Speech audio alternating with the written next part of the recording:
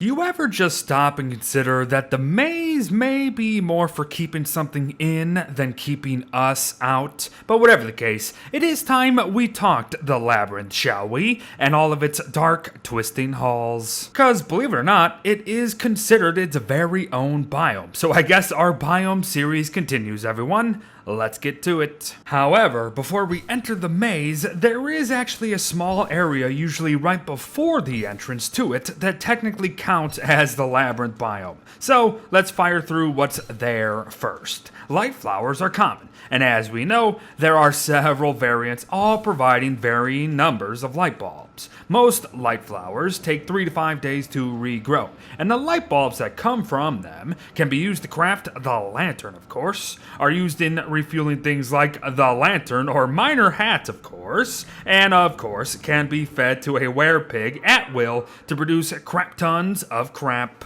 Yup, light bulbs are pretty darn important, and if you're looking to head into the labyrinth, then you probably already know that. So, do you know about cave lichen then? This stuff is dotted all about the ruins and its many branches, and believe it or not, could be a lifesaver down here. Yes, the -5 sanity ain't great, but if you are running low on food after some ruins runs, then have yourself a snack. Other than that though, all it's got is unagi. A long-forgotten fish dish of sorts that truly ain't worth the trouble, unfortunately. The lichen itself is more important at the end of the day. Ah, ferns and foliage, folks. Surely they hold more meaning than what has already been discussed. Yes? Nope. Not even close. For you see, all they've got is the potted fern craft, a purely decorative item that provides no other bonuses. The only notes I have for you here is that the broken shells that are needed to create it can be gotten from slurtles or snurtles and their mounds, mind you, or from all the new shell bells gotten via Pearl on her lunar island branch. So, have fun, I guess. But enough faffing about. It's Labyrinth proper time.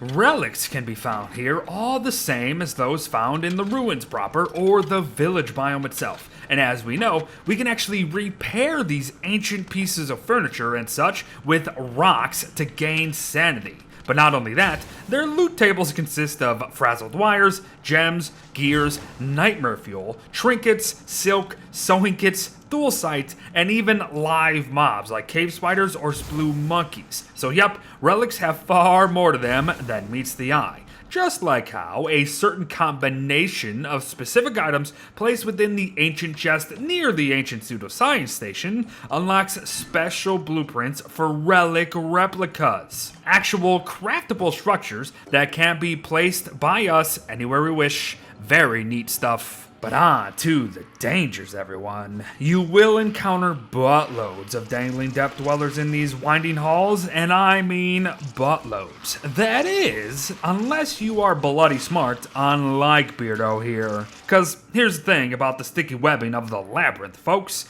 It doesn't work while you are on the edges. If you can manage to stick to the edge when navigating the numerous webbings, then you can go through the entire maze without encountering a single spooter, for Pete's sake. Unless, of course, something else triggers them, but still, the point stands. This is great for many reasons, but the biggest might be just that it ain't worth it. All these stupid spiders are warrior spiders, but frickin' white, for Pete's sake. Same mechanics, same loot, so don't bother unless you have to. And more mobs that you may or may not have to deal with down here are damaged Clockworks. They have a chance to spawn within the labyrinth. However, their numbers are very limited, especially compared to the ruins proper. Chances are you won't be fighting more than one at once to begin with, and at the end of the day, if you are going through the labyrinth, then you'll be ready to fight simple Clockworks. So, get them gears, or smash your way to them, as broken Clockworks also call the labyrinth home. They too won't have as great a number as in the ruins proper, but extra potential for gears,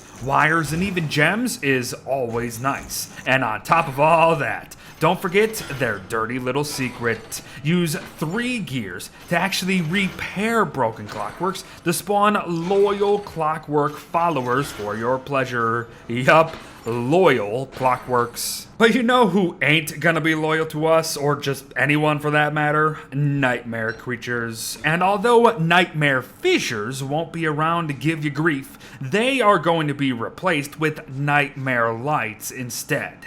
Albeit rare to find in Labyrinth, but possible nonetheless. So be very careful come the nightmare cycle down here. Oh, and speaking of the nightmare cycle, since runic turf is king in the ruins and such, one can tell if a cycle is in motion if the turf beneath their feet is beginning to light up or is really lighting up. Alright then, but what about them ornate chests at the ends of some of these paths? Well, each have a chance to grant varying amounts of loot, as seen here. But be very mindful, cause each can actually trigger a trap as well.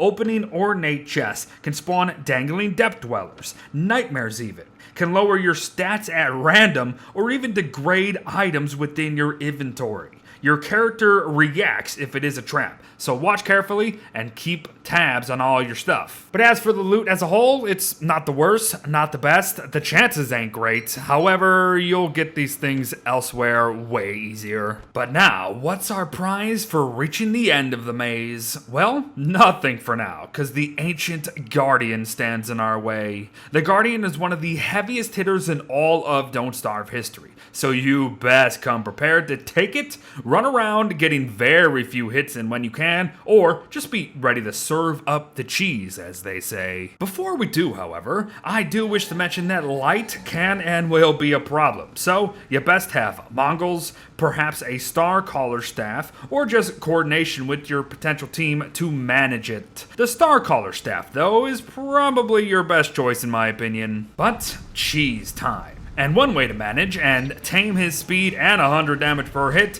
is just to make sure that he can't frickin' use either. So hopefully World Generation cooperates, but the idea is very simple. Just get yourself quote unquote behind one of these giant ruined pillars where he cannot pass and just simply smack his brains in until he is dead-zo.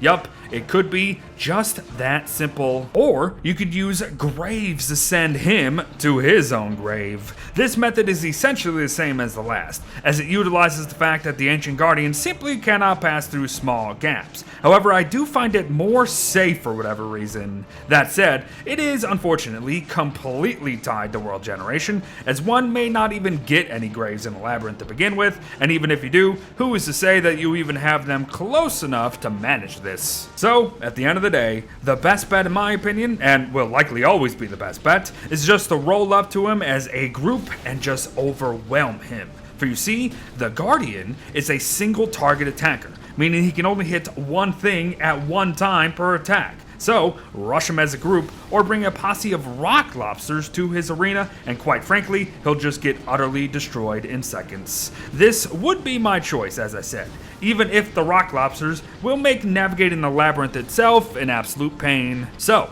what about the loot? Is it all worth it? Well, if you don't get dog-awful rolls like I did, then certainly yes. The Guardian himself drops 8 big meat, and his Guardian Ore, which too is food, so be very careful not to misclick or to leave it somewhere. But on top of that, however, a Guardian killed means access to a large ornate chest that is usually filled with very good goodies, as you can see. The Guardian's Horn also goes into crafting the Houndius Shootius, however. An ancient craft for a turret of sorts. Honestly, these things aren't worth the trouble anymore, now that what known as catapults are in the game, that is. But hey, they're still pretty darn neat, and perhaps I should make a video comparing the two, just to show kinda how meaningless these things have become. And finally, the ever-important ancient key. The key cannot leave the caves, and serves one purpose: to unlock the ancient gateway and begin a constant nightmare cycle within the atrium to welcome in the ancient fuel weaver. But don't fret, this is another biome that we will soon be discussing.